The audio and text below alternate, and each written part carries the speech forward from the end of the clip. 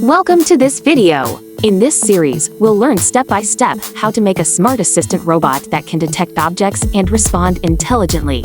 In this first part, we'll understand what our robot will do and what components we'll need. Our AI assistant robot will be able to detect objects in front of it, avoid obstacles, and even give basic voice responses. To build it, we'll use a combination of simple electronics, sensors, and artificial intelligence software. Here's what you'll need: a microcontroller board like Arduino or Raspberry Pi, an ultrasonic distance sensor to detect objects, motor driver module and DC motors for movement, a power supply or battery pack, jumper wires, breadboard, and chassis for assembling.